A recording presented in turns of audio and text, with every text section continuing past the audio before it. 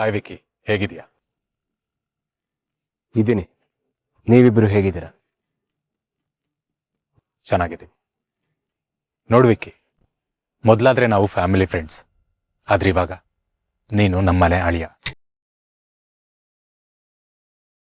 ಯಾವುದೋ ಕಾರಣಕ್ಕೆ ಇನ್ಯಾರ್ದೋ ಮೇಲಿನ ಕೋಪಕ್ಕೆ ಮುಗ್ಧರ ಮೇಲೆ ದ್ವೇಷ ಸಾಧಿಸೋದು ಸರಿಯಲ್ಲ ವಿಕ್ಕಿ.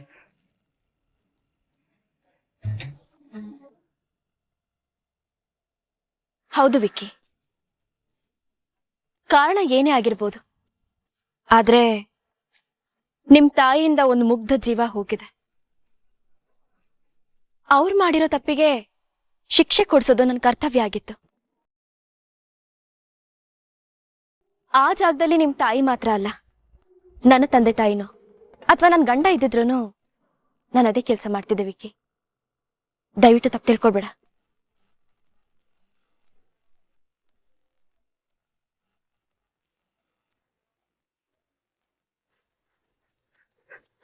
ಇದೇ ಒಳ್ಳೆ ಸಮಯ. ಅವಳು ಮುಂದೆ ನೀನು ಒಳ್ಳೆಯವನಾಗಿರ್ಬೇಕು. ಇಡೀ ಜಗತ್ತು ಮುಂದೆ ನೀನು ಒಳ್ಳೆಯವನ್ ತರ ಕಾಣಿಸ್ಕೋಬೇಕು. ನಿನ್ನ ಇಮೇಜ್ ಸರಿ ಹೋಗೋವರೆಗೂ ಮಾತ್ರ ನೀನು ಮೃದುವಾಗಿ ನಡ್ಕೋ. ಆ ಭಾರ್ಗವಿ ಹೇಳೋದನ್ನ ಸುಮ್ಮನೆ ಕೇಳು. ಭಾರ್ಗವಿ ಒಬ್ಬಳಿಗೆ ನಂಬಿಕೆ ಬಂದ್ರೆ ಎಲ್ಲ ಅದಾಗದೇ ಸರಿ ಹೋಗುತ್ತೆ.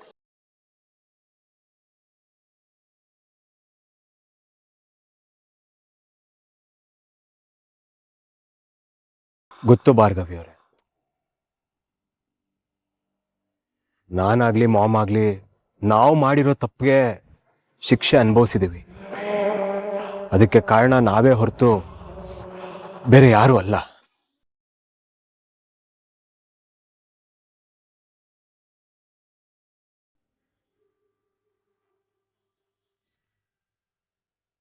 ನಾನ್ ಮಾಡಿರೋ ತಪ್ಪನ್ನ ಮಾಮ್ ಮುಚ್ಚಾಕಕ್ ಹೋಗಿ ಏನೇನೋ ನಡೆದೋಯ್ತು. ಅದರಿಂದ ಇನ್ನೂ ಜಾಸ್ತಿ ತೊಂದರೆ ಆಯ್ತೆ ಹೊರತು ಏನು ಸರಿ ಹೋಗ್ಲಿಲ್ಲ.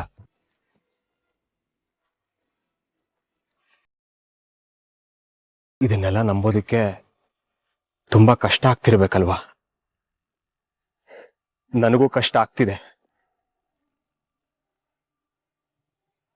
ಆದ್ರೂ ಪರವಾಗಿಲ್ಲ, ಪ್ರಯತ್ನ ಪಡ್ತಿದ್ದೀನಿ.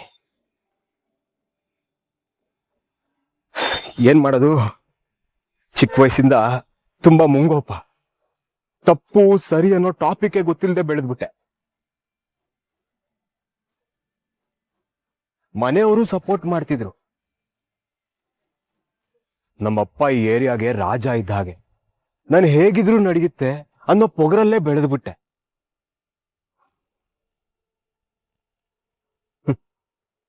ಚಿಕ್ಕ ವಯಸ್ಸಲ್ಲಿ ನಮ್ಮಪ್ಪ ಅಮ್ಮನು ತಿದ್ದಿ ಬುದ್ಧಿ ಹೇಳಿದಿದ್ರೆ ನಾನು ನಿಮ್ ತರನೇ ಬೆಳಿತಿದ್ನೇನೋ.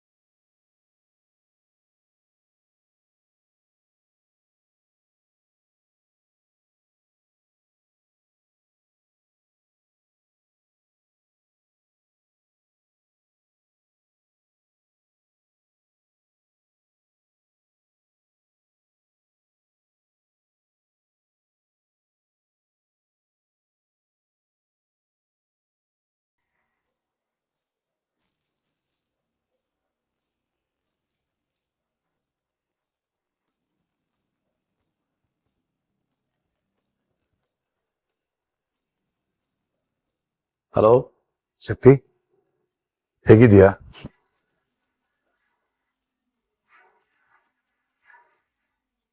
ನಾನು ಹೇಗಿದ್ದೀನಿ ನಿನಗೆ ಗೊತ್ತಲ್ಲ ಜೆಪಿ? ಗೊತ್ತು ಶಕ್ತಿ, ನಿನ್ನ ಸ್ಥಿತಿನ ನನ್ನ ಸ್ಥಿತಿನು. ಆದ್ರೆ ಎಲ್ಲಿ ನೀನ್ ಕೋಪ ಪಟ್ಕೊಂಡು ನನ್ನನ್ನು ದೂರ ಮಾಡ್ಬಿಡ್ತೀವ ಅಂತ ಚಿಂತೆಲಿದ್ದೆ. ಈ ಕಾಲ್ ಮಾಡಿದ್ಯಲ್ಲ, ಐ ಆಮ್ ಸೋ ರಿಲೀವ್ಡ್.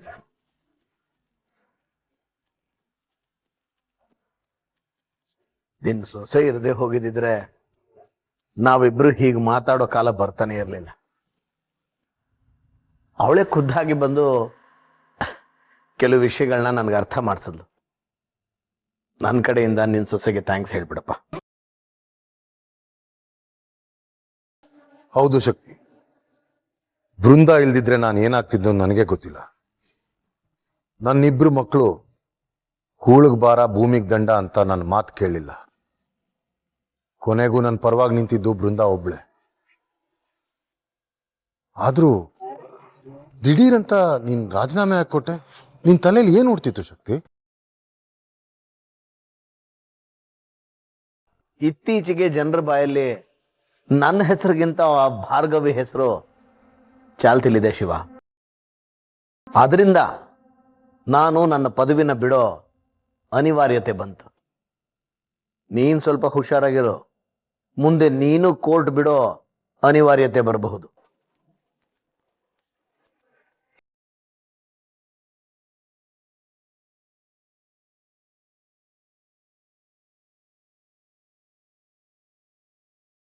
ಮೂರ್ ತಿಂಗಳು ಜೈಲಲ್ಲಿ ಇದ್ನಲ್ಲ, ಅದ್ ಹೇಗೋ ಗೊತ್ತಿಲ್ಲ. ಆ ಕತ್ಲೆ ಜಗತ್ತು ನನ್ ಕಣ್ ತೆರೆಸ್ತು. ಫನ್ನು ಅಡ್ವೆಂಚರು ಅಂತ ಏನೇನೋ ಮಾಡಿ ನನ್ನ ಲೈಫ್ನ ವೇಸ್ಟ್ ಮಾಡ್ಕೊಂಡ್ಬಿಟ್ಟಿದ್ದೆ ಅಂತ ಅನಿಸ್ತು. ಈಗ ನೋಡಿ, ಒಂಟಿ ಪಿಶಾಚಿ ತರ ಕೊರ್ಗಿ ಬೇಸತ್ತು ಕೂತಿದ್ದೀನಿ. ಹಾಗಂತ ಎಲ್ಲ ಬಿಟ್ಟು ಜೀವನ ಮಾಡಕ್ಕಾಗತ್ತ? ನೋಡು, ನನಗ್ ಮದುವೆ ಆಗಿದೆ, ಹೆಂಡತಿ ಇದ್ದಾಳೆ. ಅವಳು ನಿನ್ನೆ ನಂಬ್ಕೊಂಡಿದ್ದಾಳೆ ವಿಕ್ಕಿ. ಒಂದಲ್ಲ ಒಂದಿನ ನೀನ್ ಬರ್ತೀಯ, ಅವಳನ್ನ ಕರ್ಕೊಂಡು ಹೋಗ್ತೀಯ ಅಂತ ಕಾಯ್ತಿದ್ದಾಳೆ ಪಾಪ.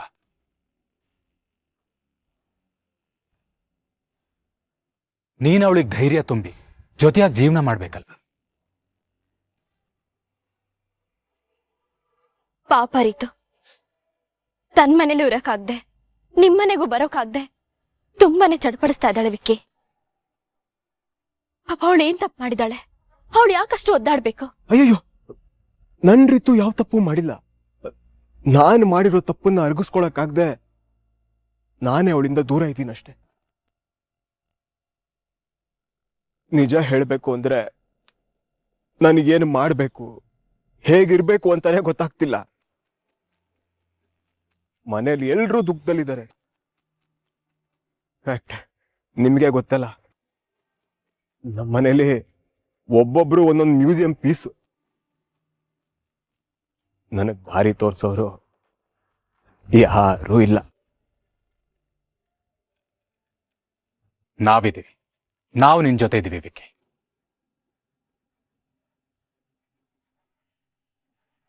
ವಿಕ್ಕಿ, ಜೀವನ ಬದಲಾಗೋಕೆ ಎಲ್ಲರಿಗೂ ಒಂದು ಅವಕಾಶ ಕೊಡುತ್ತೆ. ಆ ಅವಕಾಶ ಇವಾಗ ನಿನಗೂ ಬಂದಿದೆ. ಬದಲಾಗೋ ಮನ್ಸು ನಿನ್ಗಿದೆಯಾ? ಮನ್ಸ್ ಮಾಡಾಗಿದೆ ಭಾರ್ಗವಿ ಅವರೇ. ಇನ್ನು ಮುಂದೆ ನನ್ನಿಂದ ಒಂದು ಸಣ್ಣ ನುಣಕ್ಕೂ ನೋವು ಆಗ್ಬಾರ್ದು ಅಂತ ಆಗ್ಲೇ ಡಿಸೈಡ್ ಮಾಡಿದ್ದೀನಿ. ಭಾರ್ಗವಿ ಅವರೇ, ನಿಮ್ಗೆ ಇನ್ನೊಂದು ವಿಷಯ ಗೊತ್ತಾ? ಜೈಲಲ್ಲಿ ಇದ್ದಾಗ ನನ್ನ ಕೆಟ್ಟ ಚಟಗಳು ನನ್ ಬಿಟ್ಟು ಹೋಗಿವೆ.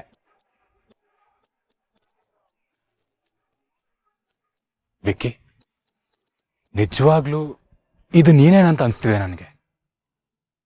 ಬದ್ಲಾಗ್ಬೇಕು ಅನ್ಕೊಂಡಿದ್ದೀನಿ.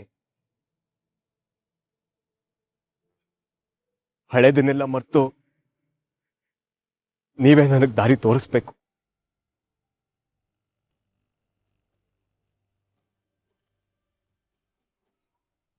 ವಿಕ್ಕಿ, ನಾವಿಲ್ಲಿಗೆ ಬರುವಾಗ ನಿಮ್ಗೆ ಹೇಗೆ ಒಪ್ಸೋದು, ನಿಮ್ಗೆ ಹೇಗೆ ಅರ್ಥ ಮಾಡ್ಸೋದು ಅಂತ ಅನ್ಕೊಂಡೇ ಬಂದ್ವಿ. ಆದ್ರೆ ಇವಾಗಲೇ ಜೀವನ ನಿಮ್ಗೆ ತುಂಬಾನೇ ಅರ್ಥ ಮಾಡಿಸ್ಬಿಟ್ಟಿದೆ. ಚಿಂತೆ ಮಾಡ್ಬೇಡಿ ವಿಕ್ಕಿ, ನಿಮ್ ಜೊತೆ ನಾವಿದ್ದೀವಿ.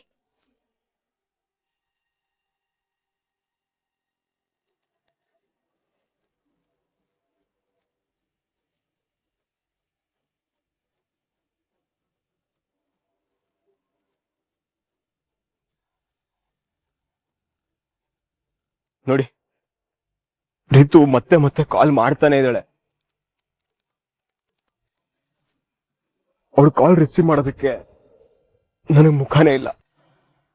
ಅದಕ್ಕೆ ಸುಮ್ಮನಾಗ್ಬಿಟ್ಟಿದ್ದೀನಿ.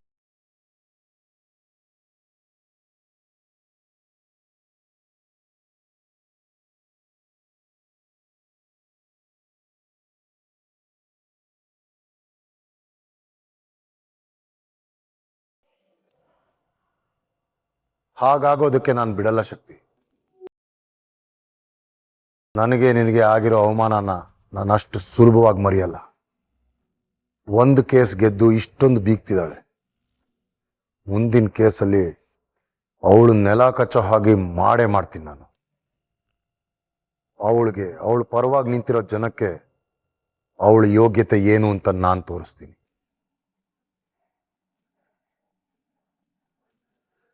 ನಿನ್ನ ಹಠ ಒಳ್ಳೇದೆ, ಆದರೆ ನಿನ್ನ ಕೋಪದಲ್ಲಿ ಸುತ್ತ ನಡೀತಿರೋದನ್ನ ಮರಿಬೇಡ. ನಾನು ಇದೇ ಆವೇಶದಲ್ಲಿದ್ದೆ, ಆದ್ರೆ ಈಗ ನೋಡು, ರಾತೋರಾತಿ ಪದವಿನ ಕಳ್ಕೊಂಡು ಮನೇಲಿ ಕೂತಿದ್ದೀನಿ.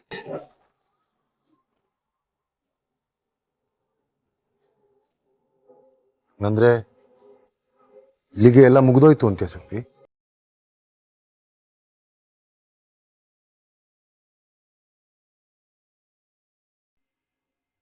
ಖಂಡಿತ ಇಲ್ಲ ಶಿವ.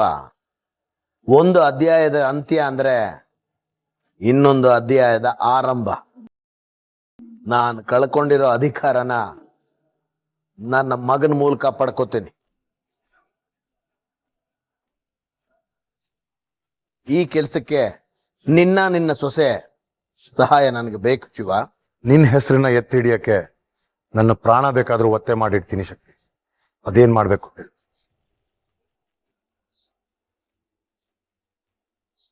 ಭಾರ್ಗವಿಗೆ ಜೈಕಾರ ಆಗ್ತಿರೋ ಅದೇ ಜನ ಭಾರ್ಗವಿಗೆ ಧಿಕ್ಕಾರ ಕೂಗ್ಬೇಕು. ವಿಕ್ಕಿನ ಒಳ್ಳೆಯವನು ಅಂತ ಒಪ್ಕೋಬೇಕು. ಆ ವಿಷಯ ನನಗ್ ಬಿಡು. ನೀನ್ ಧೈರ್ಯವಾಗಿ ಮುನ್ನಡಿ, ನಾನು ನಿನ್ ಜೊತೆ ಇದ್ದೀನಿ. ಇನ್ನೊಂದು ಇಂಪಾರ್ಟೆಂಟ್ ವಿಷಯ ಶಿವ, ಈ ಎಲ್ಲಾ ಮಾಸ್ಟರ್ ಪ್ಲಾನು ನಿನ್ನ ಸೊಸೆ ಬೃಂದಾದು.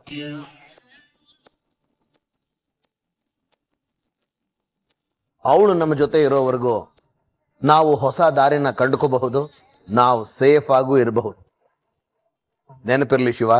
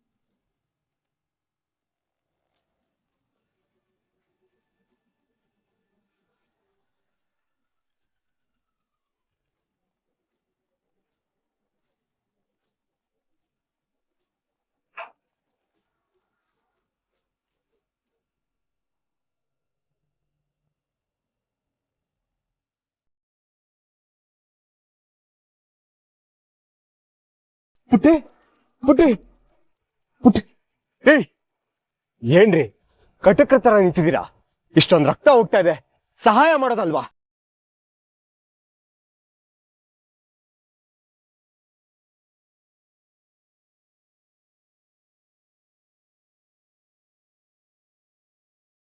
ಹಲೋ, ಆಂಬುಲೆನ್ಸ್ ಸರ್, ಎಮರ್ಜೆನ್ಸಿ ಇದೆ, ಲೊಕೇಶನ್ ಕಳಿಸ್ತೀನಿ, ಬೇಗ ಬನ್ನಿ ಪ್ಲೀಸ್, ಬೇಗ ಬನ್ನಿ ಸರ್. ಪುಟ್ಟ ಪುಟ್ಟ ಇದ್ದಾಳೆ ಪುಟ್ಟ.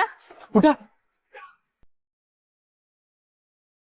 ಪುಟ್ಟಿ ಪುಟ್ಟಿ, ನೀರಿದ್ರೆ ಕೊಡ್ರಿ. ಒಂದ್ ನಿಮಿಷ, ಪುಟ್ಟಿ, ನಾನ್ ಡಾಕ್ಟರ್, ನಾನ್ ಚೆಕ್ ಮಾಡ್ತೀನಿ. ಪಕ್ಕ ಬನ್ನಿ. ಬನ್ನಿ.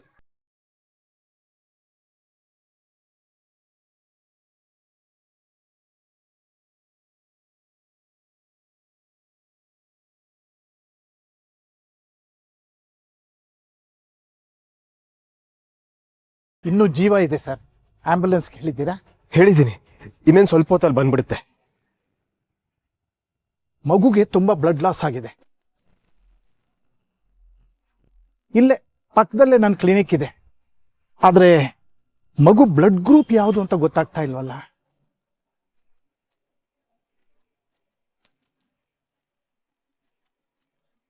ಸರ್, ನೆಗೆಟಿವ್ ಅಂತ ಬರ್ದಿದ್ಯಲ್ಲ? ಹಾ, ಯಾರಾದ್ರೂ ಬಂದು ದಿಢೀರ್ ಅಂತ ಬ್ಲಡ್ ಕೊಟ್ರೆ ಈ ಮಗುನ ಕಾಪಾಡ್ಬೋದು. ಇಲ್ಲೇ ಪಕ್ಕದಲ್ಲೇ ನನ್ನ ಕ್ಲಿನಿಕ್ ಇದೆ. ಅಷ್ಟೇ ತಾನೇ, ನಂದು ಅದೇ ಬ್ಲಡ್ ಗ್ರೂಪ್, ನಾನೇ ಕೊಡ್ತೀನಿ.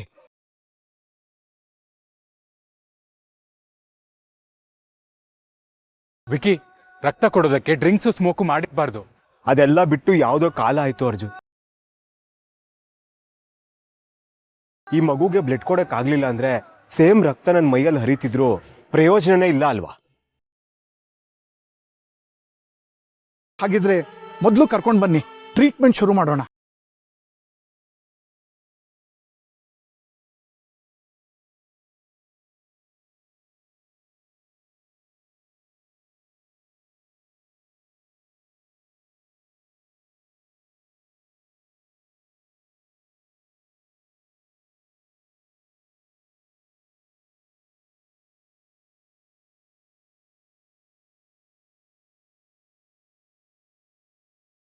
ಈ ಮಗುನ ಪ್ರಾಣ ಉಳ್ಸಕ್ ಬಂದಾರ ಯಾರು ಗೊತ್ತಾ?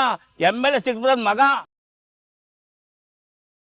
ವಿಕ್ರಮ್ ಭೂಪತಿ ಮೊದ್ಲು ಪೊರ್ಕಿ ತರ ಆಡ್ತಿದ್ದ, ಈಗ ಇಷ್ಟೊಂದ್ ಬದ್ಲಾಗಿದ್ದಾನೆ. ಬದಲಾಗಿರೋದಕ್ಕೆ ತಾನೇ ರಕ್ತ ಕೊಡ್ತಾ ಇರೋದು. ಯಾವನೋ ತಲೆ ಕೆಟ್ಟಿರೋನು ಗುದ್ಕೊಂಡೋದ, ಪಾಪ ವಿಕ್ಕಿನೇ ಬಂದು ಕಾಪಾಡಿದ್ದು. ಪಾಪ ಪುಟ್ಟ ಮಗು ಉಳ್ಕಂದ್ರೆ ಸಾಕು. ನಾವು ನೋಡ್ತಿರೋದೆಲ್ಲ ನಿಜಾನ? ನಮ್ ವಿಕ್ಕಿ ಬೇರೆಯವ್ರ ಜೀವನದ ಬಗ್ಗೆ ಕಾಳಜಿ ತೋರಿಸೋಷ್ಟು ಬದಲಾಗಿದ್ದಾನ? ಅವನ್ ಮಾತಾಡುವಾಗ ನನ್ಗೂ ಮೊದಲು ಡೌಟ್ ಇತ್ತು ಪಾರ್ಥ. ಆದ್ರೀಗ ಅವನ್ನ ನೋಡ್ತಾ ಇದ್ರೆ ನಿಜವಾಗ್ಲೂ ಬದಲಾಗಿದ್ದಾನೆ ಅಂತ ಅನಿಸ್ತಾ ಇದೆ. ಅಲ್ಲ, ಒಂದ್ ಮಗುಗೆ ತಾನ್ ರಕ್ತ ಕೊಡ್ತೀನಿ ಅಂತ ಕರ್ಕೊಂಡು ಹೋದ. ಒಂದ್ ಮಗು ಜೀವಕ್ಕೋಸ್ಕರ ಅವನಷ್ಟೊಂದು ಒದ್ದಾಡ್ತಿದ್ದನ್ನ ನೋಡ್ತಾ ಇದ್ರೆ ನಿಜವಾಗ್ಲೂ ಆ ಜೈಲ್ ಶಿಕ್ಷೆ ಅವನಿಗೆ ಪಾಠ ಕಲಿಸಿದೆ ಅಂತ ಅನಿಸ್ತಾ ಇದೆ. ಅದಕ್ಕಿಂತ ಹೆಚ್ಚಾಗಿ ಅವನ್ ಕುಡಿಯೋದ್ ಬಿಟ್ಟಿದ್ದಾನೆ, ಸ್ಮೋಕ್ ಮಾಡ್ತಾ ಇಲ್ಲ. ಒಬ್ರಿಗೆ ರಕ್ತ ಕೊಟ್ಟು ಕಾಪಾಡುವಷ್ಟು ಮಟ್ಟಿಗೆ ಚೇಂಜ್ ಆಗಿದ್ದಾನೆ. ಇದು ಅವನ್ ಬದಲಾವಣೆಯ ಮೊದಲನೇ ಹೆಜ್ಜೆ ಪಾರ್ಥ. ನಾವು ಅವನ್ ಕೈ ಹಿಡಿದು ಅವನಿಗೆ ದಾರಿ ತೋರಿಸ್ಬೇಕು. ಜೀವನ ಕೊಟ್ಟ ಅವಕಾಶನ ಅವನು ಉಪಯೋಗಿಸ್ಕೊಳ್ತಾ ಇದ್ದಾನೆ. ನಿಜ, ಅವನೊಬ್ಬ ಬದಲಾದ್ರೆ ಅದೆಷ್ಟೋ ಸಮಸ್ಯೆಗಳು ಅದಾಗದೆ ಸಾಲ್ವ್ ಆಗತ್ತೆ. ಅವನು ಒಳ್ಳೆತನ ಅವನ್ಗೆ, ರಿತುಗೆ, ನಮ್ಗೆ ಅಷ್ಟೇ ಯಾಕೆ, ಇಡೀ ಸಮಾಜಕ್ಕೆ ಒಳ್ಳೇದು.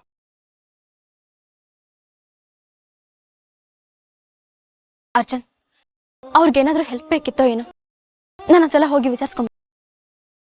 ಅಕ್ಕ, ನಾವಿಲ್ಲೇ ಇರ್ತೀವಿ, ಮಗುಗೆ ಏನಾಯ್ತು ಅಂತ ಬಂದು ಹೇಳಿ ಅಕ್ಕ. ಸರಿ ಅಕ್ಕ, ಹೇಳ್ತೇನೆ. ಇಲ್ಲೇ ಇರು.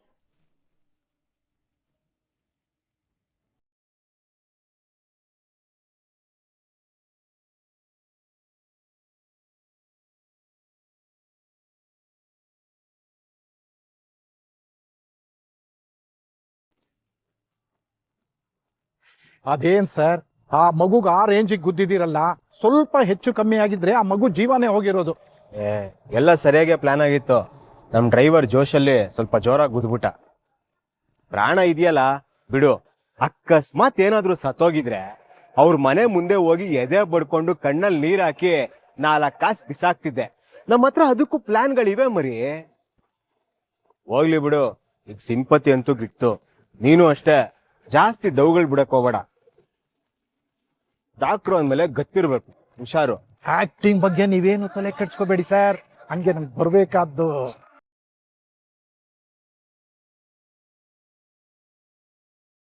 ಭಾರ್ಗವಿ ಬರ್ತಿದ್ದಾಳೆ, ನೀನು ಆಕ್ಟಿಂಗ್ ಮೇಲೆ ಕಾನ್ಸಂಟ್ರೇಟ್ ಮಾಡು. ದುಡ್ಡು ಎಷ್ಟು ಬೇಕಾದ್ರೂ ಕೊಡ್ತೀನಿ.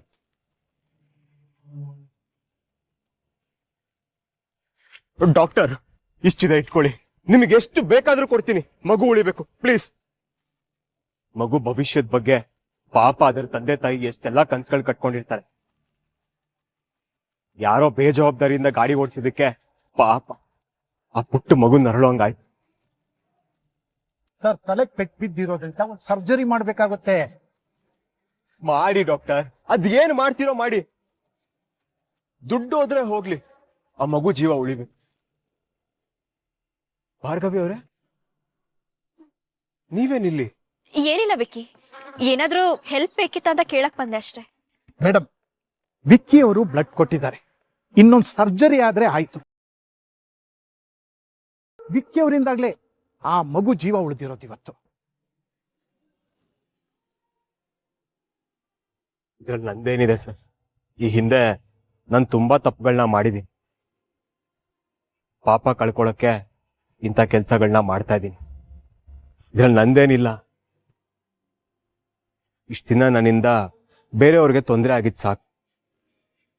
ಇನ್ನು ಮುಂದೆ ಆದರೂ ನನ್ನಿಂದ 4 ಜನಕ್ಕೆ ಒಳ್ಳೇದಾಗೋ ಥರ ಬದುಕ್ತೀನಿ. ಗುಡ್ ವಿಕ್ಕಿ, ನಾನು ಮುಂದಿನ ಕೆಲಸ ನೋಡ್ತೀನಿ. ನಾನು ನಿನ್ನ ಹೊರಡ್ತೇನೆ. ಡಾಕ್ಟರ್, ಏನಾದರೂ ಬೇಕಾದ್ರೆ ಕೇಳಿ, ನನ್ನ ನಂಬರ್ ಇದೆ ಅಲ್ವಾ? ಇದೆ ಸರ್, ಬರ್ತೇನೆ. ಬಾಯ್. ವಿಕ್ಕಿ, ನಿಮ್ಮನ್ನ ನಾನು ಏನು ಅನ್ಕೊಂಡಿದ್ದೆ? ಒಬ್ಬ ವ್ಯಕ್ತಿ ಬದಲಾಗ್ಬೇಕು ಅಂತ ಸಂಕಲ್ಪ ಮಾಡ್ಕೊಂಡ್ರೆ ಎಂಥವ್ರು ಬೇಕಾದ್ರೂ ಬದಲಾಗ್ತಾರೆ ಅನ್ನೋದಕ್ಕೆ ನೀನೇ ಸಾಕ್ಷಿ.